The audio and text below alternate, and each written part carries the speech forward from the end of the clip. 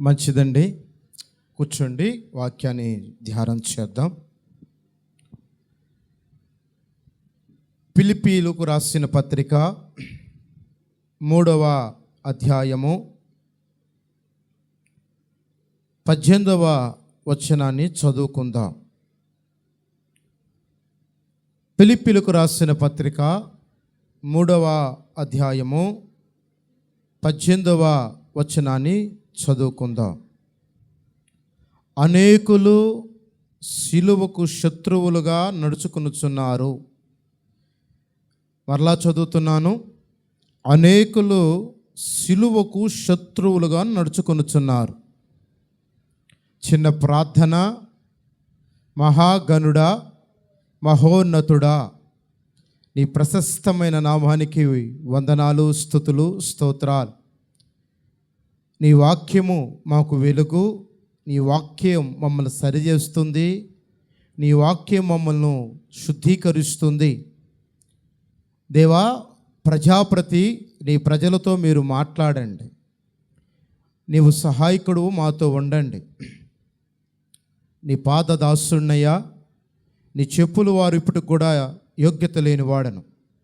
నాతో మీరుండి నా నోటిని మీరు కాచి, నా ఆవేశం కాక నీ ఆవేశం, ఆత్మ సంబంధమైన ఆవేశం, ప్రభా శ్రేష్టమైన మాటలు మాకు అందించమని, పరిశుద్ధాత్మదేవుడా మీరు మాకు సహకారంగా ఉండమని, మీరే మాట్లాడమని. సిలువ గురించి మీరు మాట్లాడితేనే బహు అర్థం. సిలువలో ఉన్న శక్తి, సిలువలో ఉన్న విషయాలు మాకు మీరు బయలుపరిచి, పరమందున్న రహస్యాన్ని మీరు మాకు బయలుపరచమని యేసునామములో అడుగుచున్నాము తండ్రి, ఆమేన్. మరొకసారి మీ అందరూ కూడా ప్రభు అయిన యేసుక్రీస్తు శ్రేష్టమైన నామములో వందనాలు తెలియపరుస్తున్నారు. ఇక్కడ అపోస్తలుడైన పౌలు ఫిలిప్పీ సంఘానికి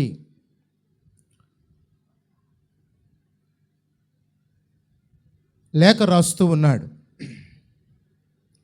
అయ్యా, ఫిలిప్పీ సంఘంలో వాక్యాన్ని ప్రకటించినప్పుడు, వాక్యం చెప్పినప్పుడు ఒక్క వ్యక్తి ద్వారా అక్కడ సంఘం కట్టబడది. హల్లెలూయా. ఆమె పేరు లూదియా. ఆమె హృదయం తెరవబడది. పౌలు శీలలు సాయంవేళ నది ఒడ్డున ప్రార్థన చేసుకుంటూ అనేక మందికి సువార్త చెప్తున్నప్పుడు అక్కడ ఈమె ఊదా రంగులు అద్దకం వేసి అమ్ముకునేవాయి.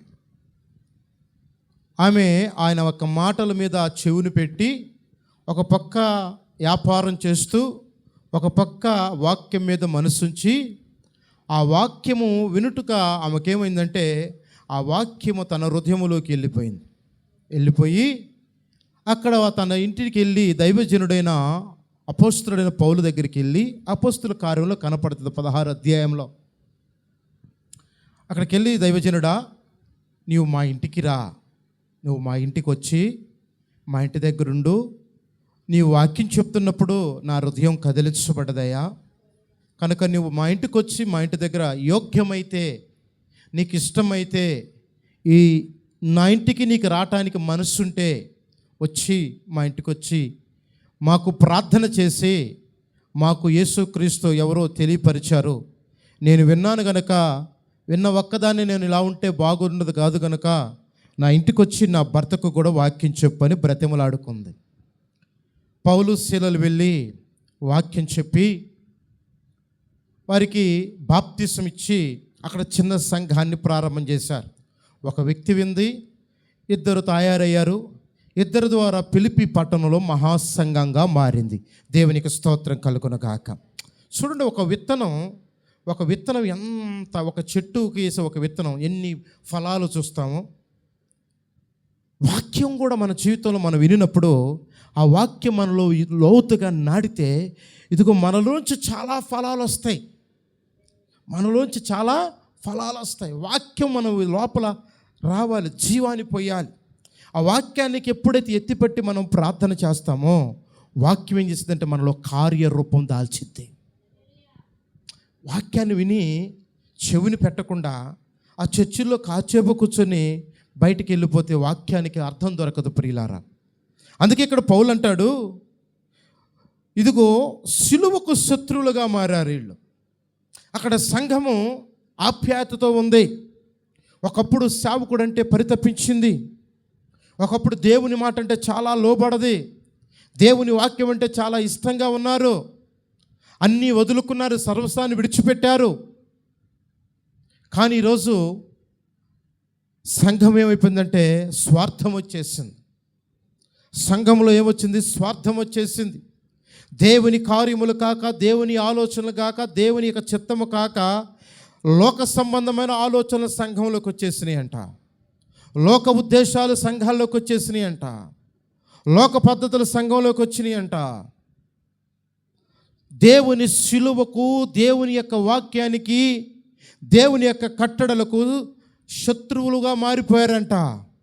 వారికి వారు విరోధంగా మారిపోయారంట.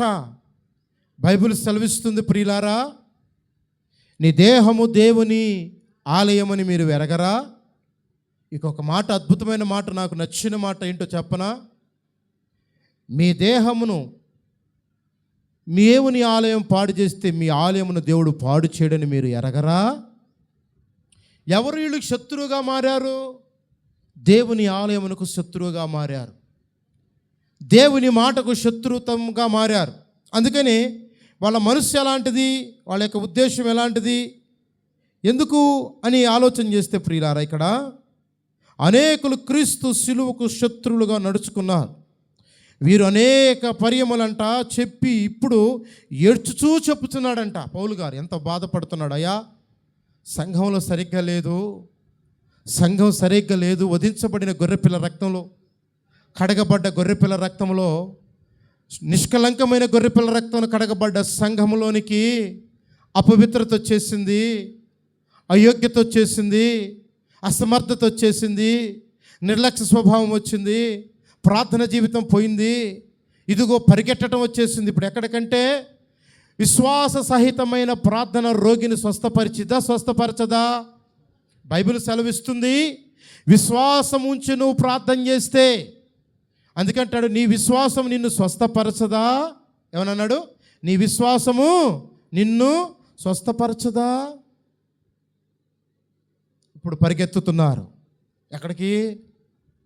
విశ్వాసాన్ని విడిచిపెట్టి కపట బోధ, కపట వేషధారణ, ఇదిగో డీజేలాగా పాటలు పెట్టి ఎగురుతున్నారు. ఈరోజు సంఘంలోకి ఏమొచ్చేసింది?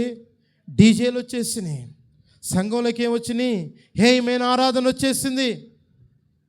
అందుకు ఏడ్చు చెప్తున్నాడంట, ఈసారి నేను ఏడ్చుచు, బహుగా ఏడ్చుచు, దుఃఖించుచు, నా కన్నీరు భారంగా రాస్తున్నా మీ దగ్గరికి రావటానికి. ప్రియులారా, ఏంటి వాళ్ళు శిలువ శత్రువులకు ఎలా నడుస్తున్నారు?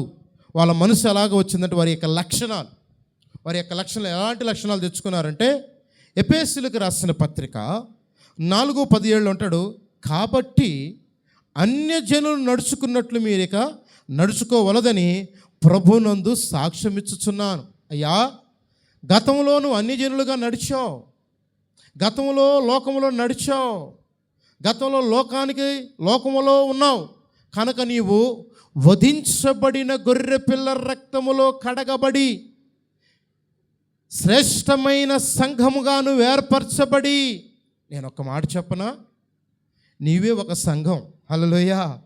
నువ్వే ఒక సంఘం, నీవే ఒక ఆలయం, నువ్వే ఒక సేవకుడివి. నీ దేహానికి నువ్వే క్రమపరుచుకోవాలి.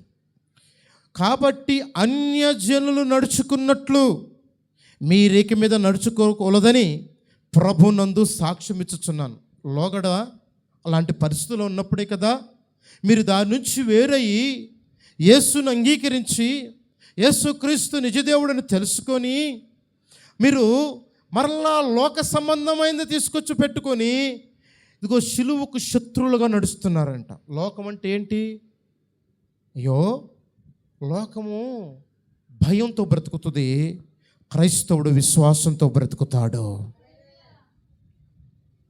లోకం ఆచారాలతో బ్రతికిద్ది, క్రైస్తుడు వాక్యాలతో బ్రతుకుతాడు. దేవునికి స్తోత్రం కలుగునుగాక. అందుకని ఈ ఉదయకాలంలో ప్రభు మనతో మాట్లాడుతున్నాడు. వారి మనసు అంట లోకంలో వారి యొక్క లక్షణాలు లోకపు మనసు, నటన మనసు అంట అది. చాలామంది ఇప్పుడు లోకంతో కలిసిపోతున్నారు. ఏమైందిలే, వాళ్ళకి ఇష్టం వచ్చినట్లుగా, వాళ్ళకి నచ్చినట్లుగా చేస్తున్నారు. అందుకు ప్రభు అంటున్నాడు, ఈరోజు నేను మరలా ఏడ్చుచున్నాను. ఏమంటున్నాడు? ఏడ్చుచున్నాను. ఎలాంటి మనసు వాళ్ళది? వాళ్ళ యొక్క ఆలోచన ఎలాగ దారితీస్తుంది? ఆ మనసు ఎలాగ దారితీస్తుంది? లోకపు ఆలోచనలు, లోకపు తలంపులు దేవుని యొక్క ఆలయంలోనికి వస్తే, దేవుని మందిరంలోనికి వస్తే, దేవుని యొక్క మనసు కాక లోకపు మనసుగాని వస్తే వారి యొక్క లక్షణాలు ఎలాగుంటాయంటే మరలా లోకములో నడిచినట్లుగా లోకపు రీతిలో నడుస్తారు. అందుకని రోమిలికి రాసిన పత్రిక 5వ అధ్యాయంలో రాస్తుంది, శరీర సంబంధమైన ఆలోచనలు మరణానికి దారితీస్తాయంట. ఏం తీస్తాయంట? శరీర సంబంధమైన ఆలోచనలు మరణానికి. ఎక్కడికి తీస్తాయంట? మరణానికి. లోకపు ఆలోచనలు ఎక్కడికి తీస్తాయంటే అనిపించిద్ది, ఏం కాదులే, ఈరోజు చర్చికి వెళ్ళకపోతే ఏమైద్దిలే, దేవుడికి తెలుసు కదా, నా బాధ తెలుసు కదా, నా ఆలోచనలు తెలుసు కదా. స్వనీతి వచ్చేసింది. ఒకప్పుడు మందిరాన్ని విడిచిపెట్టని వ్యక్తి, ఒకప్పుడు ప్రార్థన అంటే పడి చచ్చే వ్యక్తి, ఒకప్పుడు దేవుని ఆరాధించే వ్యక్తి, ఇప్పుడు ఇంట్లో ఒకప్పుడు దేవుడు అంటే ఘనపరిచే వ్యక్తి, ఇప్పుడు ప్రార్థన సమయంలో ఏమొచ్చేసిందో తెలుసా? ఏమి నిర్లక్ష్యం వచ్చేసిందో తెలుసా? టీవీ వచ్చేసింది, హేయమైన ఆరాధన వచ్చేసింది, హేయమైన కార్యాలు వచ్చేసినాయి. ఒకప్పుడు దేనికి ప్రాధాన్యత ఇచ్చేవాళ్ళు తెలుసా? ఉదయాన దేవుని వాక్యానికి, మందిరానికి కడుపు కాల్చుకొని మందిరానికి వచ్చేవాళ్ళు. ఇప్పుడు ఏమవుతుందో తెలుసా? శుభ్రంగా తిని వాక్యం తర్వాత ముందు తిండి ముఖ్యమైపోయింది. లోకం అందుకు ప్రభువుకు బాధ వేస్తుంది. కొంచెం మాటలు కఠినంగా ఉండొచ్చు కానీ తినొద్దని కాదు సుమా, బలహీనైతే తినండి, కానీ దేవుని ఆలయమును చెరపకండి. మీరు తినాలి, తృప్తిగా ఉండాలి, ఆరోగ్యకరంగా ఉండాలి, సంతోషంగా ఉండాలి, కానీ మొదటి ప్రాధాన్యత దేనికి ఇవ్వాలి? దేవునికి ఇవ్వాలి. మొదటి ప్రాధాన్యత దేనికి ఇవ్వాలండి? దేవునికి ఇవ్వాలి. వారి యొక్క శరీర సంబంధమైన మనసు ఎట్లా మరణానికి దారిస్తుందంట. అందుకనే శరీరానుసారులు శరీరం మీద మనసు ఉంచుదురు. ఏముంచుతారంట? శరీరానుసారులు శరీరాన్ని ప్రేమించేవారు.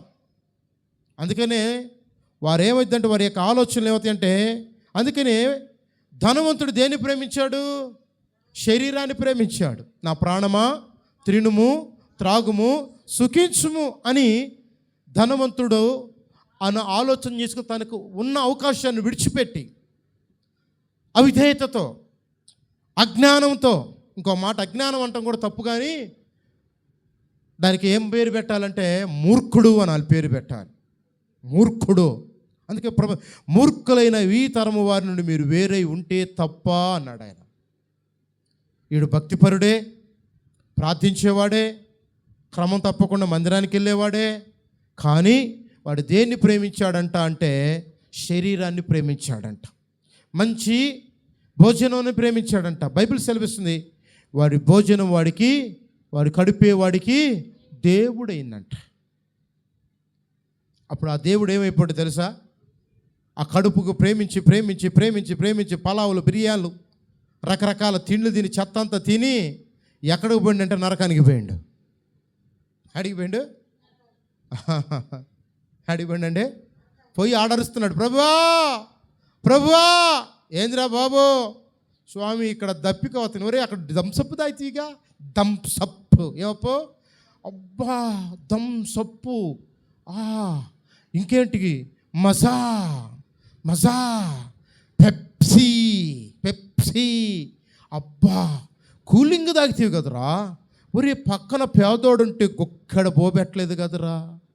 స్వనీతి వచ్చేసింది వాడికి, శరీర సంబంధమైన మనసు వచ్చేసింది. శరీరాన్ని ప్రేమించాడు, లోకాన్ని ప్రేమించాడు, లోకంలో ఉన్నట్టుగా ఉన్నాడు, లోక నటనలో కలిసిపోయాడు. వాడి కడుపు, వాడి తిండి వాడిని ఏం చేసిందంటే పాతాళంలోకి నెట్టిందే. ప్రియులారా, బైబిల్ సెలవిస్తుంది ఒక మాట తెలుసా? మాంసం తినే ఇచ్చుగా తినబడితే సహవాసం చేయబాకంటుంది. మాంసం తింటాడే వాడితో సహవాసం చేయొద్దు అంటుంది. ఇప్పుడు రోజు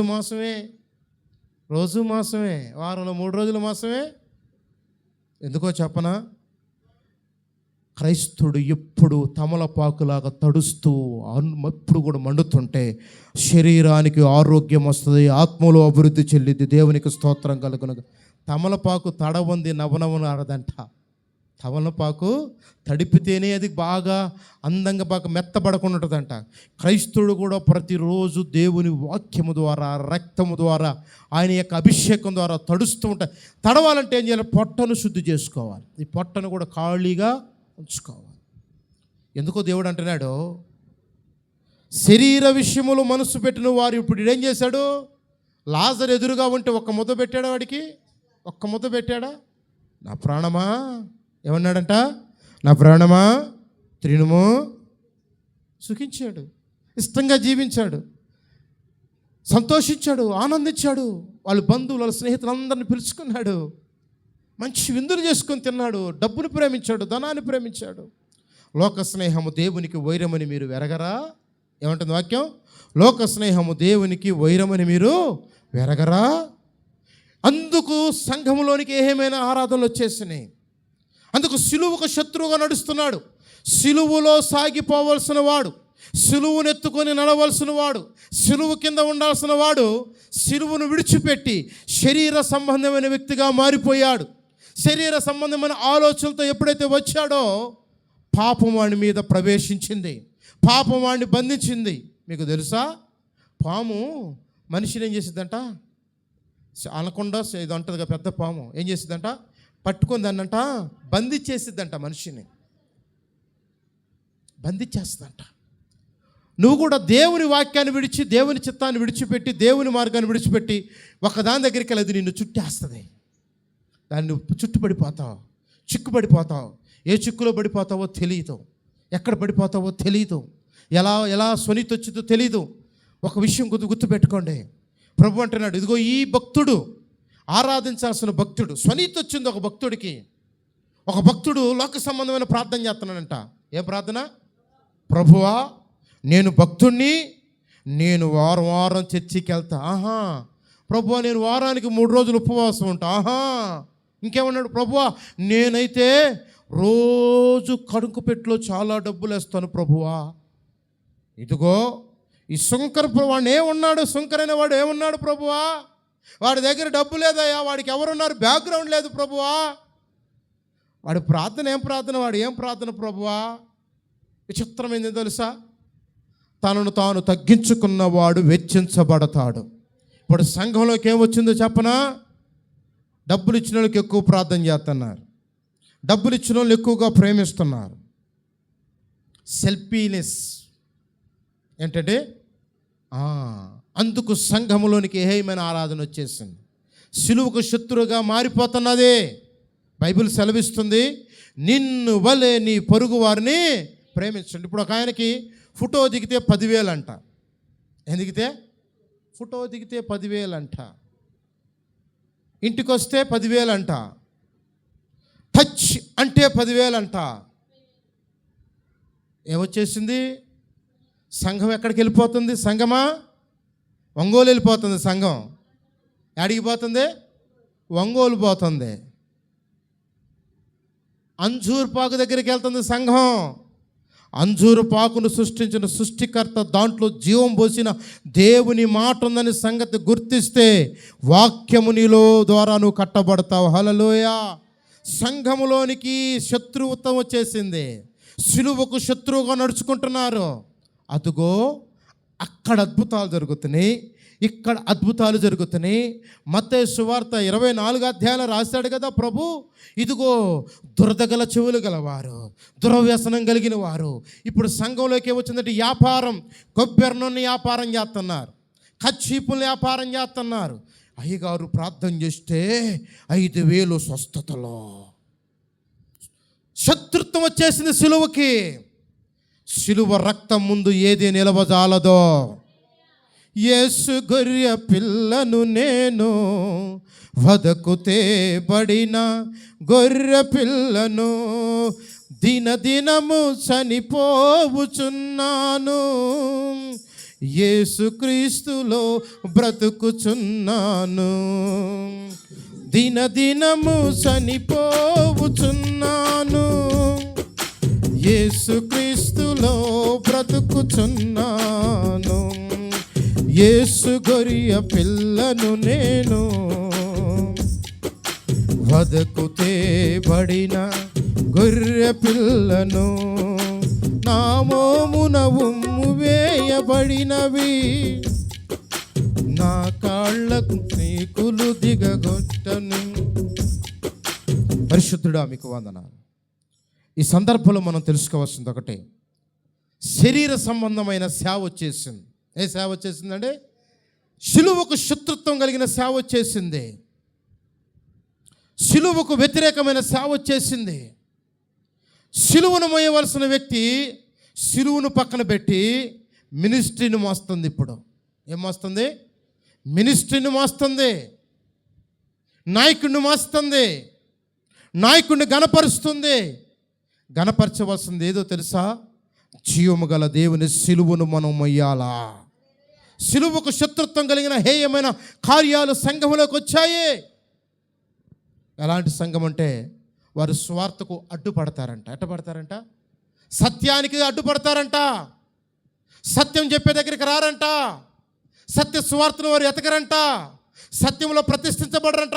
వారి యొక్క సహవాసం ఎట్లాంటిదంట అంటే శిలువకు శత్రుమైన ఉపదేశాలు చెప్తారంట. ఇస్తే దీవించబడతారు, తెస్తే దీవించబడతారు. దేవుని వాక్యమును పెట్టవలసిన సహవాసంలో ధనాపేక్ష వచ్చేసింది. దేవుని దగ్గర మోకరించాల్సిన వ్యక్తి మనిషి దగ్గర యాచన చేస్తున్నాడు. ఈరోజు ఎందుకు దేవుడు బహుగా బాధపడుతున్నాడు? అందుకు సిలువకు శత్రుత్వం ఎవరు? సిలువకు శత్రుత్వంగా నడుచుకుంటున్నారు. అందుకే గలతీయులకు రాసిన పత్రిక 1లో అన్నాడు, అది అపవాది యొక్క సువార్త అంట. ఏమంటంట? గలతీయులకు రాసిన పత్రిక 1లో అన్నాడు, అది మరి యొక్క సువార్త కాదు కానీ క్రీస్తు సువార్తను వేరు పగోరి మిమ్మల్ని కలవరపరచుచున్న వారు కొందరున్నారు. ఏమన్నారు ఇప్పుడు? అభిషేకం లేదు, పరిశుద్ధాత్మ లేదు, కలవరపరిచేవారు లేరా? కొంతమంది డ్రమ్ములు కొట్టరు, కొంతమంది చప్పట్లు కొట్టరు, కొంతమంది హల్లెలూయా అనరు, కొంతమంది పరిశుద్ధాత్మ నమ్మరు, కొంతమంది ఆత్మను పొందుకోవడానికి సిద్ధపడరు. కలవరపరిచే బోధలు వచ్చినాయి. ఏం బోధలు వచ్చినాయి? కలవరపరిచే బోధలు వచ్చినాయి. ఆది సంఘములో ఆరాధన ఉంది, ఆది సంఘములో చప్పట్లు కొట్టడం ఉంది, ఆది సంఘములో దేవుని గణపరచడం ఉంది, ఆది సంఘములో ఆత్మచేత నింపబడి భాషల్లో మాట్లాడి ఇదిగో భూమిని తలకిందులు చేయవారు వీరేనని. ఆ రోజు జరిగిన సువార్తకి రోజు భిన్నంగా మారిపోతుంది. ఏమైపోతుందండి? భిన్నంగా సిలువకు శత్రుత్వం నడుస్తున్నారు. సిలువ వాక్యానికి శత్రుత్వంగా. సిలువ గురించి చెప్పేవాళ్ళు ఎవరు? ఇప్పుడు సిలువ గురించి చెప్పేవాళ్ళు లేరు. సిలువ గురించి చెప్తే మనుషులు రారు. ఇప్పుడు సంఘంలోకి సిలువ గురించి చెప్తే మనుషులు రారు. ప్రవచనాలు, దర్శనాలు, వరాలు, ఆశీర్వాదాలు చేస్తే అక్కడ సంఘం అభివృద్ధి చెందిద్ది. ఎందుకో తెలుసా? సిలువ ఏం చేసిద్దంటే నిన్ను శుద్ధి చేసిద్ది. సిలువ నిన్నేం చేసిద్దంటే దేవుని ప్రేమకు దగ్గర చేర్చిద్ది. సిలువ నిన్ను ఏం చేసిద్దంటే నీ మురికిని కడిగిద్ది. సిలువ నిన్నేం చేసిద్దంటే నీ శాపాన్ని విడిపించిద్ది. సిలువ దగ్గరికి వస్తే నీ పాప భారాన్ని విడిపించిద్ది. సిలువ దగ్గరికి వస్తే నీ కుటుంబ చరిత్రను మార్చిద్ది. అందుకని సిలువ వార్త వారికి ఏంటంటే సిలువ గురించి చెప్పకుండా కలవరపరిచే సంఘం ఉందంట గలతీ సంఘంలో. వారు ఏమన్నారంటే అది మరి ఒక సువార్త కాదు కానీ క్రీస్తు సువార్తను చెరపగోరి ఏమరట? క్రీస్తు సువార్తను చెరపగోరి మిమ్మల్ని కలవరపరచువారు కొందరున్నారు. సంఘంలోకి అది వచ్చేసింది. ఇప్పుడు ఏమొచ్చేసింది? కలవరపరిచి సువార్త వచ్చేసింది.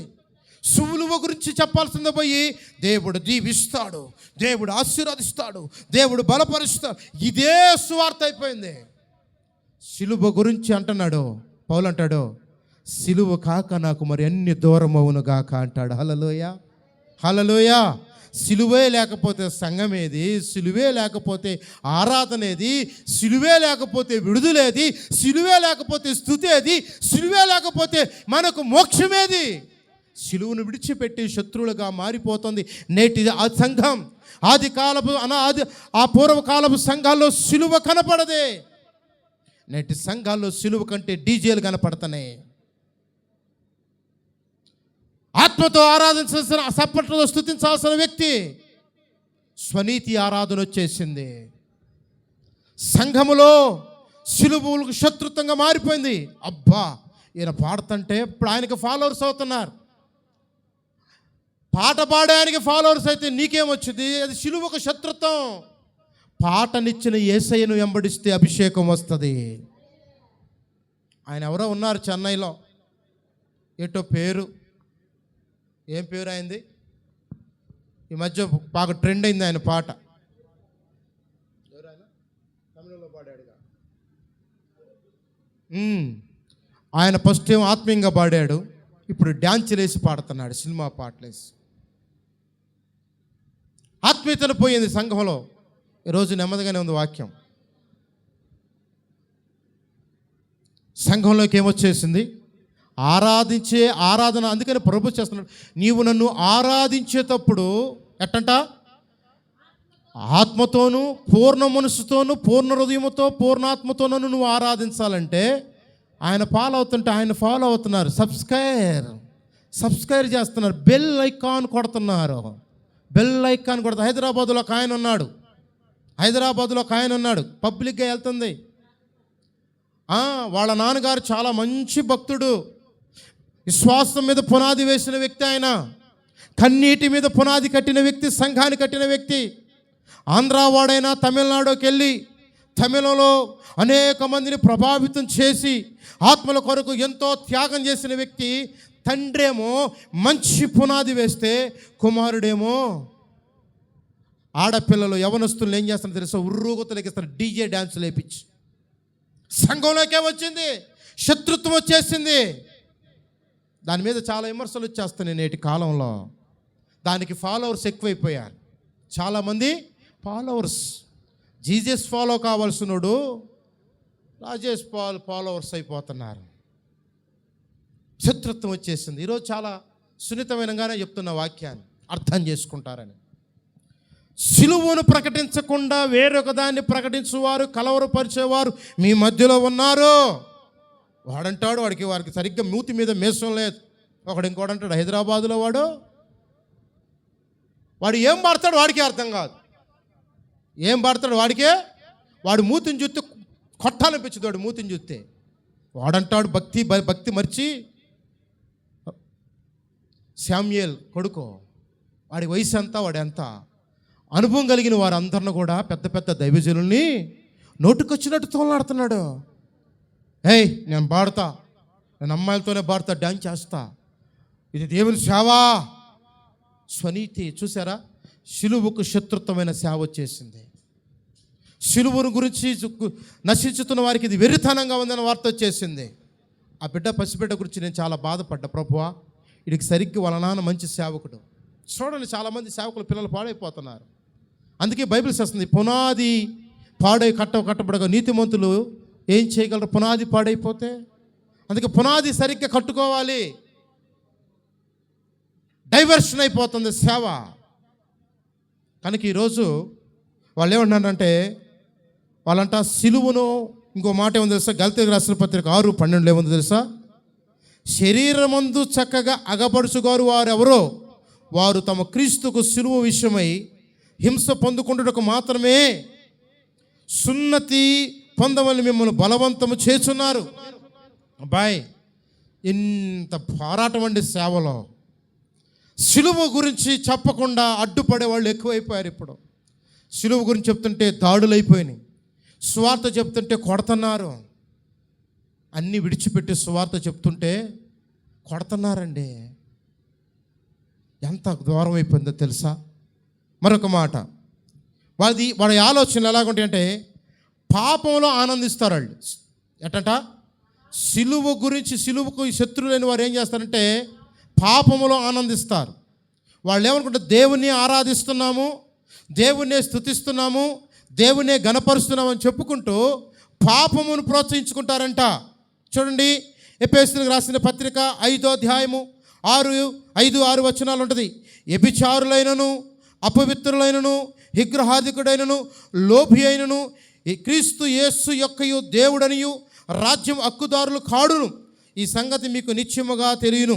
వ్యర్థమైన మాటల వలన మిమ్మల్ని ఎవడు మోసపరచుకొని కూడి ఇట్టి క్రియల వలన దేవుని ఉగ్రత విధేయులైన వారి మీదకి వచ్చును. ఏమంటున్నాడు ఇక్కడ?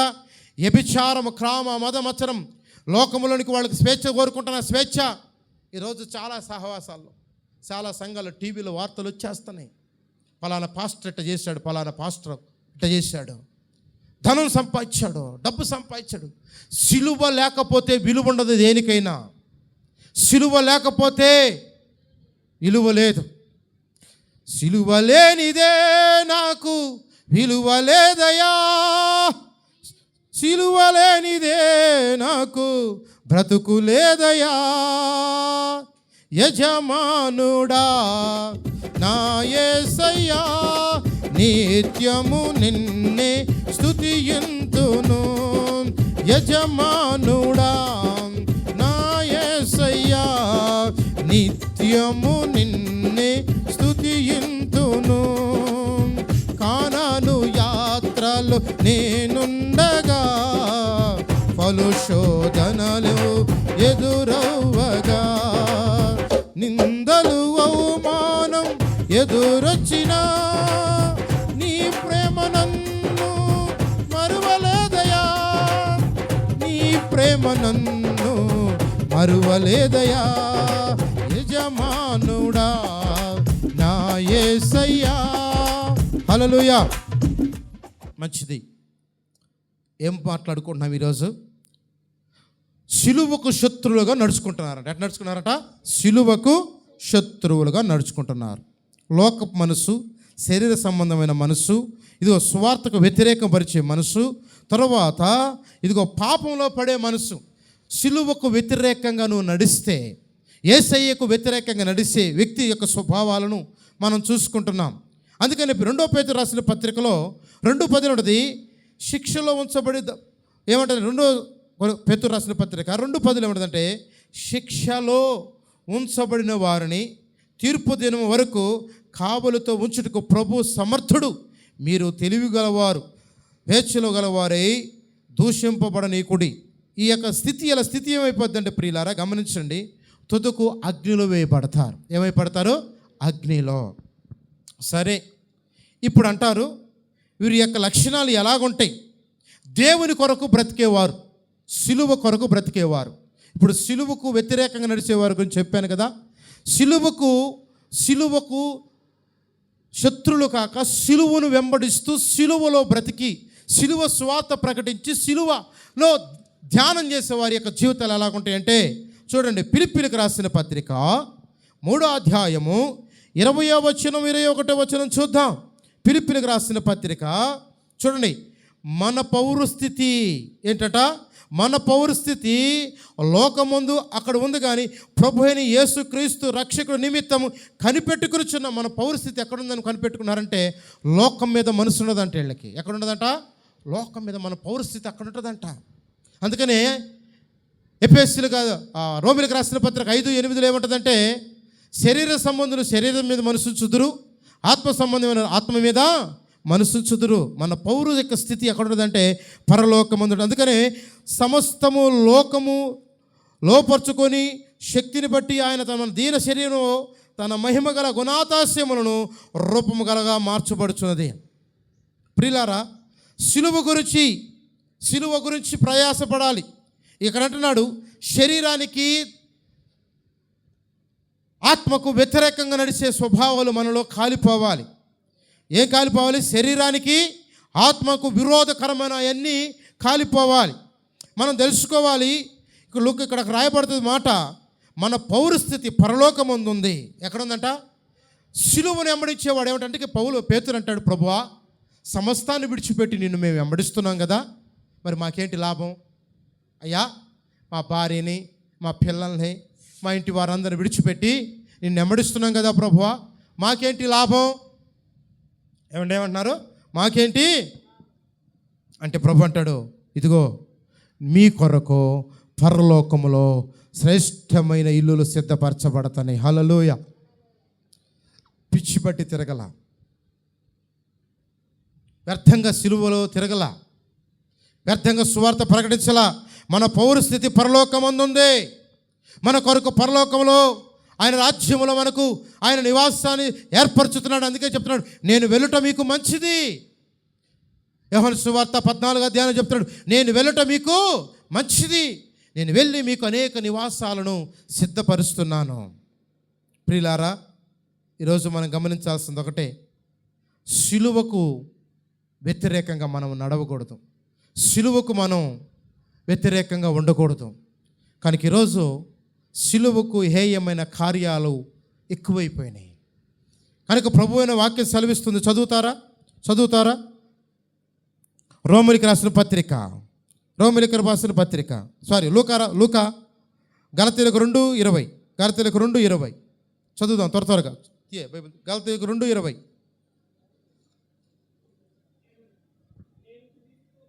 నేను క్రీస్తుతో కూడా నేను సిలువ వేయబడి ఉన్నాను, నేను జీవించువాడు కాను. అదంటండి క్రీస్తు. సిలువ గురించి, సిలువ కొరకు బ్రతికే దేవుని కోసం బ్రతికేవాడు ఎట్టుంటాడంటే, దేవుని కొరకు బ్రతికేవాడు దేనికోసం ఉంటాడంటే సిలువలో ఉన్న కృప కొరకు కనిపెట్టుకుంటాడు. హల్లెలూయ. సిలువలో ఉన్న ఆశీర్వాదం కొరకు కనిపెట్టుకోండి. ఇక్కడ అపోస్తలుడైన పౌలు అంటాడు, నేనైతే చూడండి ఏమన్నాడు, నేను క్రీస్తుతో కూడా సిలువ వేయబడుచున్నాను. సిలువ వేయబడ్డవాడు అంటే ఎట్టుంటాడు? సిలువ వేయబడ్డ వ్యక్తి ఎలాగున్నాడు? సిలువలో శ్రమను అనుభవిస్తూ, నిందలు అనుభవిస్తూ, అవమానం భరిస్తున్నప్పుడు, శ్రమలు వచ్చినప్పుడు, నిందలు వచ్చినప్పుడు యేసుక్రీస్తు ప్రభు ఒక్క మాట అన్నాడా? నువ్వు దేవుడివైతే, నువ్వు మనిషి కుమారుడివైతే నీవు తప్పించుకున్నాడు. ఏమన్నా మాట్లాడా? అప్పుడు ఏమన్నాడు తెలుసు యేసు ప్రభు? తండ్రి ఏమన్నాడు? చెప్పండి నాతో పాటు. తండ్రి, వీరేమి చేస్తున్నారో వీరు ఎరగరు గనక క్షమించండి అన్నాడు. సిలువను ప్రేమించే వ్యక్తి, దేవుణ్ణి ప్రేమించే వ్యక్తి అందరినీ ప్రేమిస్తాడు. దేవునికి స్తోత్రం కలుగునుగాక. అపోస్తలుడైన పౌలు అన్నాడు, ఇదిగో నేను క్రీస్తుతో కూడా సిలువ వేయబడుచున్నాను గనక ఇక జీవించుచున్నవాడు నేను కాను. సిలువ కొరకు, దేవుని రాజ్యాన్ని కొరకు ఎవడైతే నిలబడతాడో, సిలువలో, ఆ సిలువలో వేయబడ్డ వ్యక్తి మరణించాడు. నేను ఒక మాట చెప్తాను, చచ్చిపోయినాడు మాట్లాడగలుగుతాడా? బతుకున్నప్పుడు కొడతాడు, తిడితే ఏమనంటే అలిగిపోతాడు. సాధించుకున్నంత వరకు ఇప్పుడు బ్రతుకుంటే, చస్తే ఊరవతల ఎక్కడ? బాప్తిసం పొందిన తర్వాత ఊరు బయటోడు కానీ ఊర్లో వ్యక్తివి కాదు నువ్వు. బాప్తిసం పొందిన తర్వాత చచ్చిపోయిన వ్యక్తివి కానీ బ్రతికిన వ్యక్తివి కాదు నువ్వు. లోకములో నువ్వు బ్రతికి ఉంటావు కానీ క్రీస్తులో నూతనమైన జీవితం ప్రారంభించినప్పుడు నిన్ను గురించి ఒక వ్యక్తికి యేసు ప్రభు చెప్పాడు, ఈ చెంప కొడితే వాడిని మళ్ళీ పోలీస్ స్టేషన్లో పెట్టి అంతవరకు ఊరుకోవు. అవునా? కనీసం తిట్టి వాళ్ళ మీద కడుపులో మంట చల్లారేంతవరకు, గ్యాస్ స్టవ్లు కానీ ఉంటే గ్యాస్ పోయేంతవరకు వాడికి ఉబ్బరం వచ్చి చూసావా? ఉబ్బసం, అబ్బో గ్యాస్ అయ్యే పొట్టంతా బిర్రుగుంది, ఎదుటి ఒకటి గ్యాస్ పోయేంతవరకు వాడి పరిస్థితి ఎట్టది? ఉబ్బరంగా ఉంటుంది. అది పోయిన అంబా నిమ్మలంగా ఉంటుంది. దేవుని సిలువ రాజ్యంలోకి ప్రవేశించాలంటే కోప్పడకూడదు. కోపం నీకు పాపం, కోపం నీకు శాపం. బైబిల్ సెలవిస్తుంది, కోప్పడుకుడు కానీ పాపము. కోప్పడాలి. ఎలా? మౌనంగా కోప్పడాలంట. అటు కోప్పడాలా? మన కోపంలో కూడా మౌనం ఉండాలంట. అట్టడు తెలుసా? మన కోపంలో కూడా మౌనమైన కోపం. అది ఎప్పుడైనా చూసావా? యేసు ప్రభుని అడుగు, యేసు ప్రభు చూపిస్తాడు. యేసు ప్రభు మౌనంగా ఉంటాడంట, మాట్లాడ్డంట. నాకు ఒక కుటుంబంతో చెప్పాడు ప్రభు. ఇప్పుడు ఎన్ని సంవత్సరాలు? 3-4 సంవత్సరాలు అయింది. కుటుంబాన్ని బాగా ప్రేమించేవాడిని, ప్రార్థన చేసేవాడిని. ప్రభు అని చెప్పాడు, మౌనమే వాడికి శత్రువు అంట. మౌనంగా ఉండటమే వాడికి శత్రువు అయిపోతాడంట. ఇప్పుడు ఆ కుటుంబం చాలా బాధ అనిపిస్తుంది. నన్ను పలకరించడానికి, నన్ను ప్రేమించడానికి, నా దగ్గరికి రావడానికి ప్రభు అన్నాడు. ప్రభు చెప్పాడు, నువ్వు మౌనంగా ఉండు, వారికి శిక్ష అదే. నువ్వు మౌనంగా ఉండు. యేసుప్రభు ఏం చేశాడు? రే నువ్వు రాజువా, నేను రాజుని అనొచ్చుగా, నేను రాజుని అనొచ్చుగా. మనమైతే అంటాం బడాయి మారోళ్ళం, అవునా? ఎందుకో తెలుసా? సిలువకు శత్రువుగా నడుచుకుంటున్నాం కాబట్టి, సిలువకు వ్యతిరేకంగా నడుస్తున్నాం కాబట్టి. సచ్చినోడివి కాదు నువ్వు, సచ్చిందానివి కాదు నువ్వు. మళ్ళీ బైబిల్ పట్టుకొని సంక పెట్టుకొని నేను యేసు కొరకు బ్రతుకుతున్నాను సంకలు కొట్టుకుంటావు. ఈ చెంప కొడితే ఈ చెంప చూపించమంటుంది వాక్యం. ఎప్పుడు నువ్వు చూపిస్తావు? పక్కే వ్యక్తి ఏదైనా ఉందనుకో, వారం 10 రోజులు సంవత్సరం కడుపులో పెట్టుకొని తిడతావు. కోడి మీదనో కుక్క మీదనో పిల్లల మీదనో తగాద పెట్టుకుని తగాదాడతావు. నువ్వు సిలువకు శత్రువా, సిలువకు మిత్రువా? సిలువకు మిత్రువైన వాడు ఏం చేస్తాడు తెలుసా? నోరు మూసుకొని కేకరుచు నోటి మీద చూసినా దేవానికి స్తోత్రం అని వెళ్ళిపోతాడు. ఇది సిలువ విలువ. సిలువ గురించి చెప్పకపోయి ఈరోజు చెడిపోయింది ఈ సంఘాలు. దేవుడు ఇదిగో ఇప్పుడే నిన్ను తాకుతున్నాడని చెబుతాడు, దేవుడు ఇప్పుడే నిన్ను ఆశీర్వదిస్తున్నాడు చెబుతాడు. వీడికి ఏముంటుంది? తగ్గింపు తెలీదు. ఇక గర్వం వచ్చేస్తే దేవుడు నన్ను ఆశీర్వదిస్తున్నాడు, దీవిస్తున్నాడు, నన్ను బలపరుస్తున్నాడు. దేవుడు దీవిస్తాడు. ఎప్పుడు దీవిస్తాడు తెలుసా? ప్రార్థన ద్వారా, వాక్యం ద్వారా, విశ్వాసం ద్వారా, నిరీక్షణ ద్వారా ఎదురు చూచటం వల్ల ఆయన ఆశీర్వదిస్తాడు. దేవునికి స్తోత్రం కలుగునుగా. ఇక్కడ పౌలు అంటున్నాడు, జీవిస్తుంది నేను కాదు. ఎవరంట ఆయనలో జీవిస్తుంది? ఎవరంట?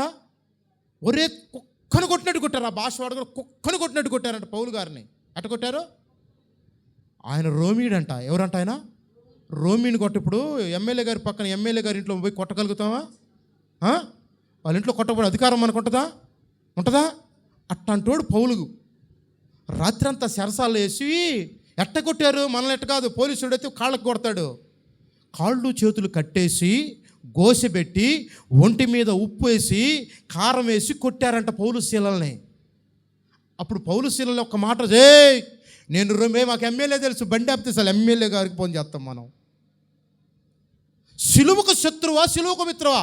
నీకు సమస్య వస్తే దేవుని సన్నిధిలో పోరాడు. లోకంలో నుంచి నువ్వు వచ్చావు. రాజకీయం బలం మనకొద్దు, మహనీయుడైన బలం మనకు కావాలా, మహోన్నతుడైన బలం కావాలా. అందుకని ఇక్కడ పౌలు తన వారసత్వాన్ని వాళ్ళ. అందుకని ఇప్పుడు సంఘంలోకి ఏమొచ్చిందంటే సిలువకు శత్రువులు వచ్చారంట. అరే రాజకీయ నాయకుడి దగ్గర కదిలితే పరిగెత్తడం ఏందిరా నువ్వు? సేవకుడు ఉన్నాడు, సంఘం ఉంది. సంఘములో సమస్య వస్తే ఏం చేశారు? సంఘం అంతా కూడి, సేవకుడంతా కూడి అత్యాశక్తితో ప్రార్థన చేస్తే సంఘ పునాదులని గజగజలాని అంట. దేవునికి స్తోత్రం కలుగును గాక. సంఘం ప్రార్థన చేస్తే దేవదూతలు దిగొచ్చినాయి. ఎటుపోతుంది సంఘం, ఎటుపోతుంది ప్రార్థన? ఇక్కడ అంటున్నాడు, ఇదిగో నేను సిలువ కొరకు బ్రతుకుతున్నా. దేని కొరకు బ్రతుకుతున్నా? రాత్రంతా కొడతంటేనంట ఆయన అన్నాడు అబ్బా అని లేదంట. ఏమన్నా లేదంట? అబ్బా యేసయ్యా నాకెందుకు ఈ కష్టం లేదంట. ఏమన్నాడు తెలుసా?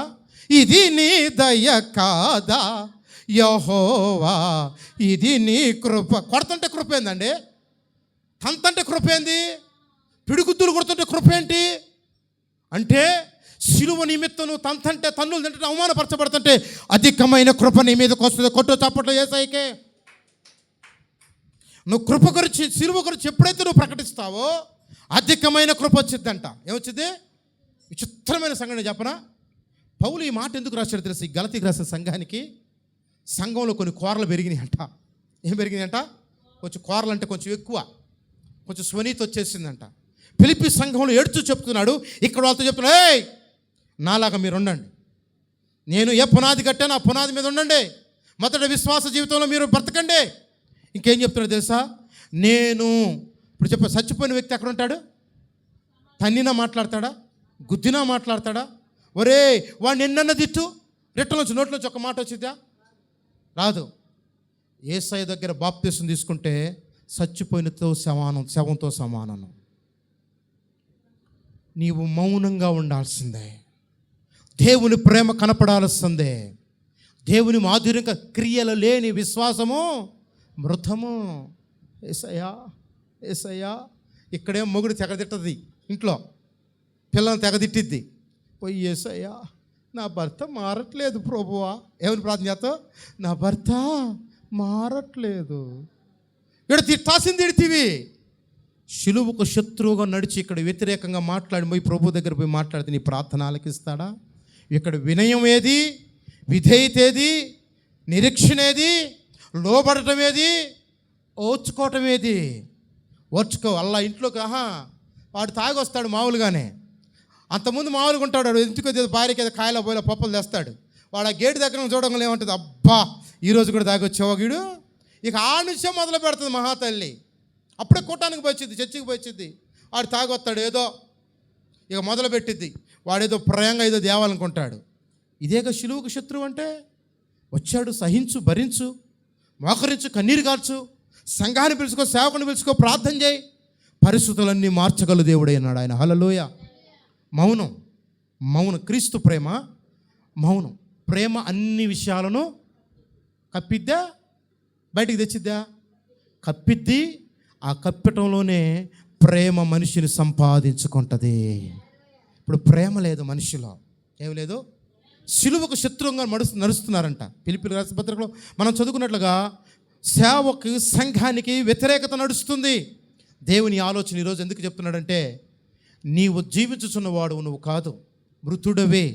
జీవించుచున్నానన్న కానీ పేరు మాత్రమే, కానీ నేను మృతుడునని పాట వరకు రాయాలి ఆయన. మృతుడు ఏం చేస్తాడు? వాడి నోటి వచ్చి మాట రాదు. అందుకని ప్రభు అంటున్నాడు, పౌలునంట తెగ కొడతా ఉన్నారంట. చెప్తా, ఈ మాట చెప్పి ముగిచ్చేస్తా. కొడతా ఉన్నారంట. కొడతంటే ఇక్కడికి ఒక సేవకుడు వచ్చాడు రాజమండ్రి నుంచి. ఆ పాశ్వకు ఒక మాట చెప్పేవాడు ఆయన, అమ్మా నిన్ను ఎవడని తిడుతుంది అనుకో, ఇంకా తిట్టండి, ఇంకా పొగడండి, నువ్వు వాళ్ళు ఎంత తిడుతుంటే మనకు అంత ఆశీర్వాదం అమ్మా అన్నాడు. ఏమన్నాడు? ఎదుటోళ్ళు మనల్ని ఎంత తిడుతుంటే, ఎందుకో చెప్పనా, బైబిల్ ఏం మాట చెప్తుంది తెలుసా?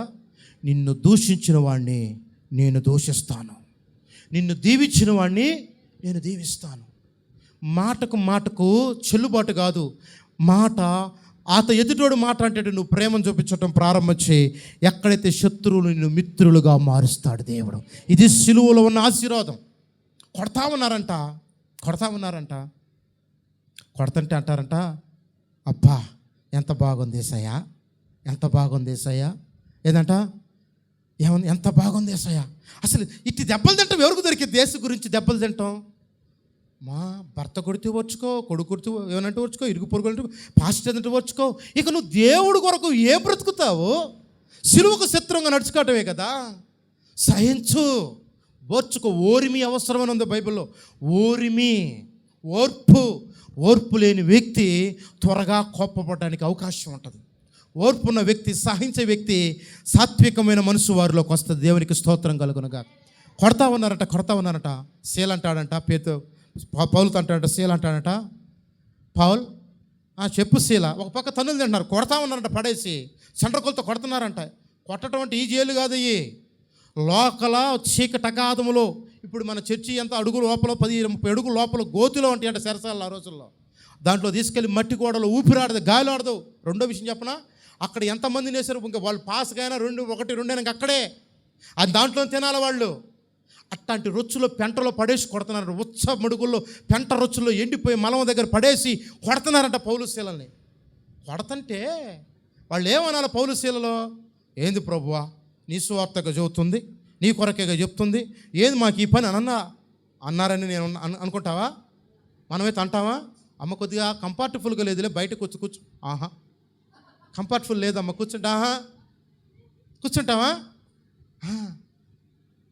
పెంట కుప్పల్లో నుంచి దీనులు పైకి లేవనెత్తే దేవుడు ఆయన. ఏమన్నా పాడుకుంటారంటో, ఆనందమే పరమానందమే ఆశ్రయపురమైన యేసయ్యా నీలో ఆనందమే అంట. పచ్చిక గల చోట్ల పరుండజే అంటే ఏందంటది వాళ్ళకి ఎట్టుందంట పెంట కుప్పలు ఎట్టుండి అంటే వాళ్ళకి పచ్చిక గల చోట్ల పరుండజేసితివే శాంతికరమైన జలముల. శాంతి అక్కడ ఉంటుందా? మనిషి శాంతి లేదు హృదయంలో. ఇది కదా క్రైస్తవ జీవితం.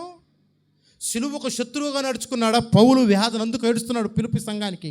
ఏడ్చుచూ చెప్తున్నాను, నా శ్రమలలో పై మాట మీరు నన్ను పోలి నడుచుకున్నాడు. కొడతంటే శీలంటాడంట, పౌలా వీళ్ళు ఎంతటితో కొడతారు, ఇంకాస్త ఎక్కువ కొడతారా? పౌలు గారు అంట, నీకు వచ్చి నిప్పు అనిపిస్తుందా? కాదు పౌలు, వాళ్ళు కొట్టే ప్రతి దెబ్బ, ఎన్ని దెబ్బలు నాకు తగులుతున్నాయో అంత ఆశీర్వాదం నా మీదకి వస్తుందో పౌలు అంటున్నాడంట. హల్లెలూయా. అందుకే ప్రభు నా నిమిత్తము, నా నీతి నిమిత్తం మిమ్మల్ని హింసించిన వారు, హింసింపబడిన వారు ధన్యులు. ఏమంటున్నాడు వాక్యం? సిలువకు శత్రుత్వం చాలా వ్యతిరేకంగా నడుస్తుందండి.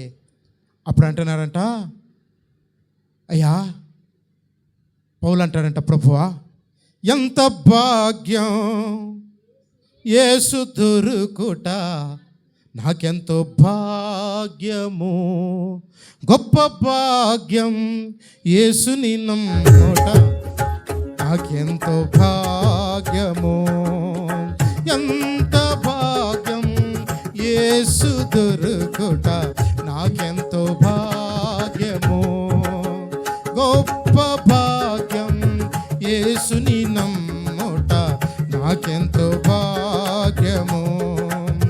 కలవరపరిచారు ఎందరో నన్ను, దృఢపరిచాడు యేసు నన్ను, కలవరపరిచారు ఎందరో నన్ను, దృఢపరిచాడు యేసు నన్ను, అభయమిచ్చాడు నా కన్న తండ్రి.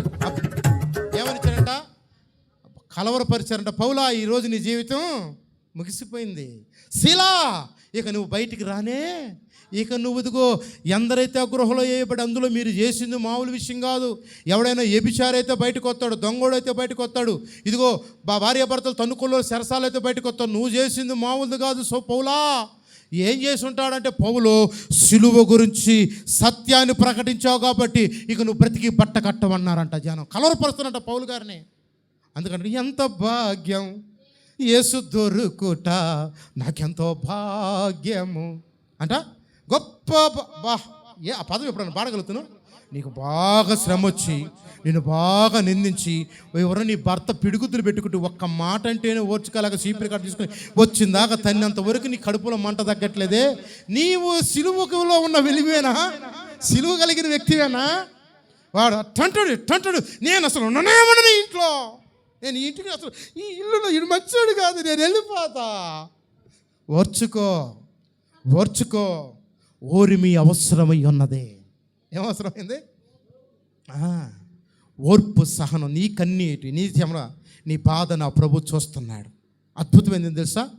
కలవరపరిచారంట. నా వారికి ఎవరికి చెప్పాడని పోయి వాక్యం? యూదులకి, రోమిలకే చెప్పాడంట. నా వారికి నీ చూడనయ్యాను, పొరుగు వారికి దరిద్రుడనయ్యాను. ఏంటంట? వాక్యం చేస్తే నీచుడైపోయాడంట. మరి యేసయ్యను నమ్మి బాప్తిసం పొంది రక్షణ పొందితే నీచుడైపోయాడంట. అంతకుముందు వీడు దుర్మార్గుడుగా పాపం చేస్తా, అక్రమం చేస్తా, సిగరెట్లు తాగుతా, సినిమాలు చూస్తా, ఇష్టానుసారంగా గంజాయి తాగుతా, బూతులు తేడతా, తగాదలకు వెళ్తా, లోకంలో నిలితే వాడందరికి బంధువులంట. వాడికి అందరు బంధువులు అయ్యారంట. ఎప్పుడైతే యేసయ్య గురించి సువార్త సత్యాన్ని తెలుసుకొని యేసుక్రీస్తు కొరకు, సిలువ కొరకు బ్రతుకుతానని జీవిస్తే వారికి సొంతోళ్ళే వాళ్ళకు శత్రువులు అయిపోయారంట. వాళ్ళ సొంతోళ్ళే. అలా ఈరోజు నీకెవరు శత్రువు నాకు తెలియదు, నీకెవరు శత్రువు నాకు తెలియదు. ఈ శబ్దం అంతా నీకు శత్రువు నాకు తెలియదు. కానీ నేను ఒకటి ప్రకటిస్తున్న, యేసుక్రీస్తు మాత్రం చెప్తున్నాడు, ఇదిగో అందరూ విడిచిన నేను నిన్ను విడవను పౌలా అంటున్నాడు. హల్లెలూయా, హల్లెలూయా. సిలువకు శత్రువు, సిలువకు మిత్రువు ఎవరంట? సిలువకు ఎవరు శత్రువు? ఇప్పుడు ఓర్చుకున్నవాడేమో మిత్రుడు అవుతాడు. ఇప్పుడు ఒక మాట అంటే దాన్ని తీర్చుకోవాలా, ఎట్టయినా కానీ తీర్చుకోవాలి. చూస్తున్నాడు నీ నటన, నీ ప్రతి వ్యవహారం చూస్తున్నాడు. రేపొద్దున తీరుస్తాడు ఆయన. ఎక్కడ తీరుస్తాడు? పనిష్మెంట్ ఇస్తాడు. ఇంకా వినండి, చాలా కథ ఉంది, అద్భుతమైన మాట. అందుకే సిలువలో విలువ ఏంటి? దీని పేరేంటి? సిలువలో విలువ. సిలువలో శాపం, సిలువలో క్రోధం, సిలువలో విజయం. ఏం చెప్తున్నాడు పౌలు? అంతకుముందు ఈయన ఏం చేసేవాడు? సంఘాన్ని పట్టుకొని, సంఘాన్ని చంపి, సంఘాన్ని బాధించి, సంఘానికి వ్యతిరేకంగా నడిచి, అతను సంఘాన్ని కట్టడానికి పోయినప్పుడు ప్రత్యక్షత అయ్యిందంట దేవుని వాక్యం. హల్లెలూయా. సౌలా, సౌలా, సౌలా, ఎవరో నువ్వు?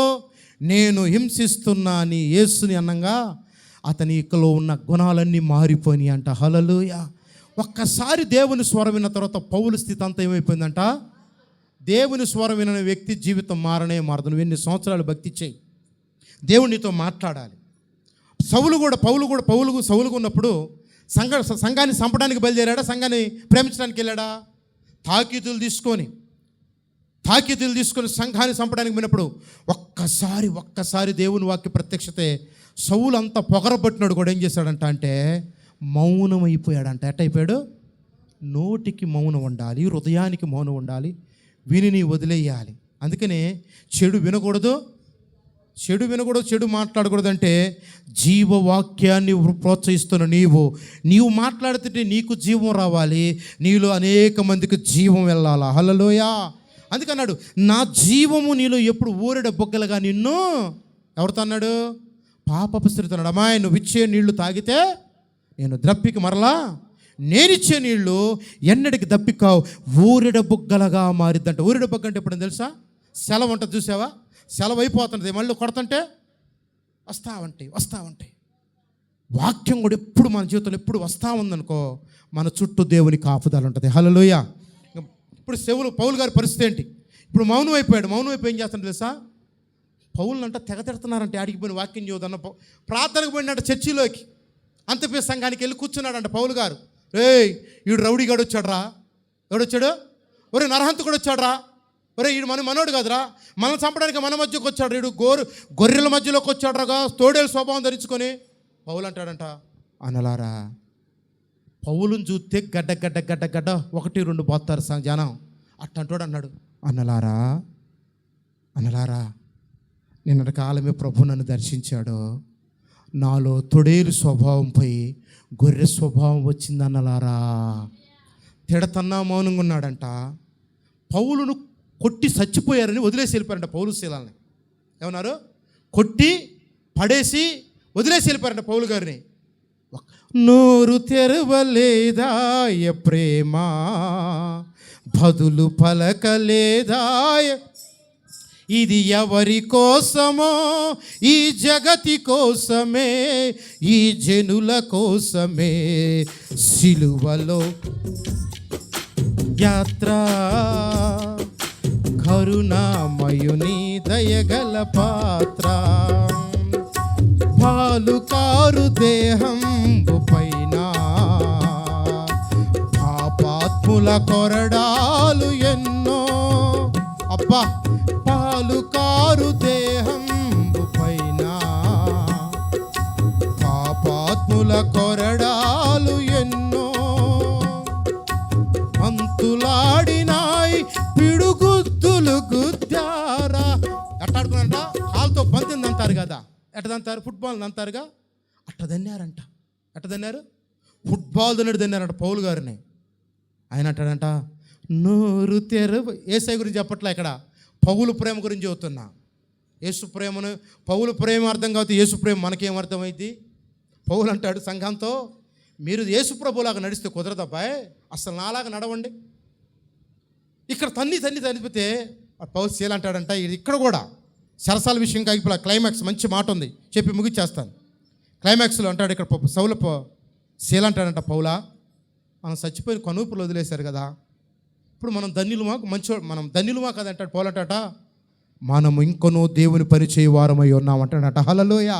మనం ఇంకా దేవుని పని చేయాలి. శీలా, చచ్చిపోయాను, తన్నులు తినమని అధైర్యపడబాకు, ఈ శ్రమలోనైనను దేవుని ఆరాధన ఆపను, స్తుతించుట మానను, ఆరాధన ఆపను, స్తుతించుట మానను, అంతా నా మేలుకే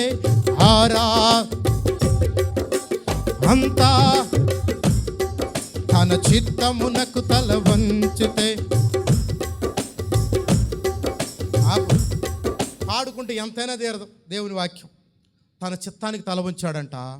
ఎక్కడైతే తన్నులు తిన్నారో పౌలు శీలలు, ఎక్కడైతే చంపబడి త్రోసివేయబడి సముద్రం ఒడ్డున పడేశారో పౌలు శీలల్ని, అక్కడే మహాసంఘం తయారైందంట. దేవునికి స్తోత్రం కలుగునగాక. అందుకని ప్రభు, నా నిమిత్తం మీరు హింసింపబడి దూషింపబడి అవమానపరచగడ్డ అక్కడ మిమ్మల్ని ఒట్టి చేతులు నేను విడిచిపెట్టను, మీరు ఎక్కడైతే అవమానపరచబడో అక్కడే నేను మీకు ఘనతనిస్తానంటున్నాడు. దేవునికి స్తోత్రం కలుగునగాక. సిలువకు మాదిరిగా నడవాలంటే పౌలు ఆఖరి మాట చెప్పి ముగిచేస్తున్నాను. సరసాలంట తన్నులు తింటే ఏం జరిగిందంట అంటే, సరసాల్లో సంఘమేమో ప్రార్థన చేస్తుందంట, పౌలేమో ఆరాధన చేస్తున్నాడంట. ఏమైనా ఆరాధన చేస్తున్నాడంటే, పౌలు శీలలు ఆరాధన చేస్తూ స్తుతిస్తూ పాటలు పాడుతూ తోలుడు పెతాకు కొట్టారంట బెల్టులతోటి. ఎట్ట కొట్టారు? ఒక దెబ్బ నువ్వు కొట్టుకో నువ్వు కొట్టుకోండి. నేను కొడతా, ఓర్చుకోండి. ఎవరి కోసం? నా కోసం కాదు, యేసయ్య కోసమే. ఎవరి కోసం? నేను అన్నీ సహిస్తానంటాంగా మనం, అవునా కాదా? ఇదంతా దొంగలు చెప్పే మాటలు ఇవన్నీ. దేవుని ప్రేమించేవాడు మాట్లాడటం, దేవుని కొరకు బ్రతికేవాడు ఎక్కువగా మాట్లాడటం. దేవుని కొరకు బ్రతికేవాడు మౌనంగా దేవుని వాక్యాన్ని ధ్యానిస్తాడు. హల్లెలూయా. మౌనంగా బ్రతుకుతాడు దేవుని కొరకు. గప్పాలు కొట్టేవాడు దేవుని కొరకు బ్రతకడం. నేను దేవుని కొరకే జీవిస్తాననేవాడు పేరుకి బయట మాత్రమే కానీ అంతరంగంలో మొత్తం సిలువకు శత్రుత్వంగా నడుస్తూ ఉంటాడంట. పౌలు గారు లాస్ట్కి ఏమైపోయింది తెలుసా? దెబ్బలు తిన్నాడు. ఒక్క మాట అని చెప్పచ్చు కూడా, నేను రోమిండి అనొచ్చుగా. అలా తన్నులు తిని ఉదయానికంట పౌలు శీలలు తెలుసుకున్నారు. ఎవడరా రోమిడు అని చేసి తెలుసుకొని ముందొచ్చిన దడ్డిని పంపించి వెనకొచ్చిన దాన్ని పంపిస్తున్నారంట. పౌలు అంటాడంట, ఎందుకు ఇటు పంపిస్తున్నారు? కొట్టాసుడికి కొట్టారుగా, చిత్రాసుడికి తిట్టారుగా, మీ కోపం జల్లారిందిగా, ఎందుకు నన్ను పంపిస్తున్నారు? ఇక మీకు సాలకపోతే, నాను ప్రభువు నాతో మాట్లాడనమాట, ఇంకా మీరు మమ్మల్ని కొట్టడం సాలకపోతే, మీకు తనువు తీర మమ్మల్ని తనడం మీకు సాలకపోతే, ఇంకా మేము ఆ గదుల్లో ఉంటాం, తనండి అంటున్నాడట. దేవునికి స్తోత్రం కలుగును గాక. అద్భుతం ఏం తెలుసా? అక్కడ అద్భుతం జరిగింది. అక్కడ పౌలు మౌనం వహించటం వల్ల అక్కడ శరసాలు బద్దలైపోయినాయి. పౌలు మౌనం వహించటం వల్ల సంఘం కట్టబడ్డది. హల్లెలూయా. ఈరోజు కొన్ని విషయాలు నువ్వు మౌనంగా ఉండకపోతే మౌనము నీ జీవితాన్ని మార్చేస్తాయి. మాట్లాడప్పుడు నువ్వు అంటావు, ఈరోజు ప్రభు నీతో అన్నాడు. అందుకే ప్రభు అన్నాడు, చూడండి, ఇక నేను క్రీస్తులో కూడా సిలువేయబడుచున్నాను గనక జీవించుచున్నవాడు నేను కాను. ఏమంటున్నాడు? ఎందుకు అన్నాడు? 2 తిమోతికి రాసిన పత్రిక ఆయన చెప్పి ఆ మాట ముగిచ్చేస్తాను. ఎందుకు ఆ మాట అన్నాడు చూడండి. 2 తిమోతికి రాసిన పత్రిక చదవండి. 2:4-8. 2:4-8 త్వరగా. ఏమంటారు? ఎందుకో అసలు అందుకంటే ఆయన మౌనంగా ఉంది. దేనికోసం అంట? ఏముందంట? సిలువను ప్రేమించేవాడికి ఏముందంట? లోకాన్ని ప్రేమించేవాడికి లోకంలో స్టేటస్ అంతా దొరికిద్ది. గుర్తుపెట్టుకో, సిలువను ప్రేమించేవాడికి జీవ కిరీటం దొరికిద్ది. కొట్టు చప్పట్లు యేసయ్యకి బిగ్గరగా. ఈ లోకం శరీర సంబంధమైన మనసు అన్నీ నీకు దొరుకుతాయి, కానీ లాస్ట్కి ఎక్కడ పోతావంటే మానని వేదన, అగ్ని ఆరదు, పురుగు సావదు, అక్కడికి వెళ్తావు. చదువమ్మా. ఆ దినమందు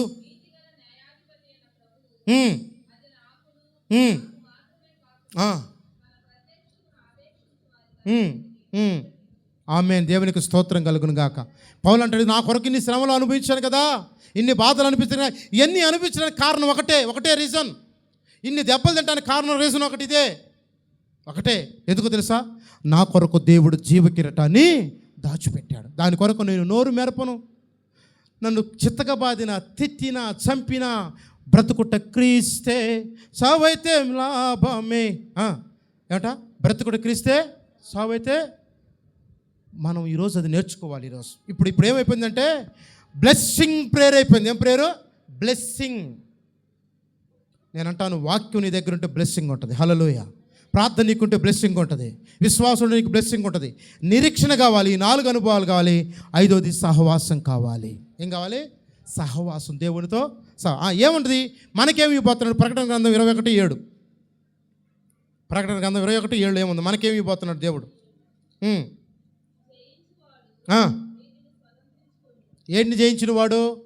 ఇప్పుడు మనం చెప్పుకున్నట్లుగా సిలువ కొరకు నీవు గాయపరుచుకుంటూ, తను తగ్గించుకుంటూ, తగ్గింపు స్వభావం కలిగి, దీనత్వ స్వభావం కలిగి, పరిశుద్ధత కలిగి, నీతి కలిగి, శ్రమలలో, వేదంలో, నిందలో, ఇదిగో నీ కొరకు కిరీటం దాచిపెట్టబడిందని వాగ్దానాన్ని చేతపట్టుకొని ఈరోజు 2 తిమోతికి రాసిన పత్రిక 4:8 ప్రకారంగా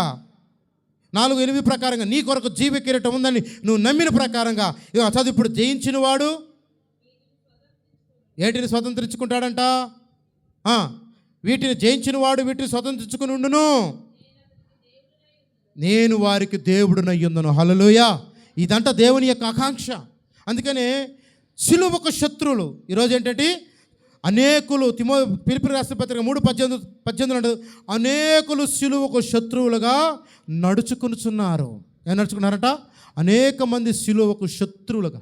ఈరోజు నువ్వు శత్రువుగా ఉంటే మార్చుకో, కోపం ఉంటే మార్చుకో, అవిధేయత ఉంటే మార్చుకో, అవిశ్వాసం ఉంటే మార్చుకో. విశ్వాసం కలిగి నేను చెప్తున్నాను, ఈ లోకం నీకేమిచ్చిద్దంటే స్టేటస్నిచ్చిద్ది, పరపతినిచ్చిద్ది, ఘనతనిచ్చిద్ది, అందనంత ఆకాశంలో తీసుకెళ్తుంది, కానీ అందనంత పాతాళంలో కూడా వేస్తుంది.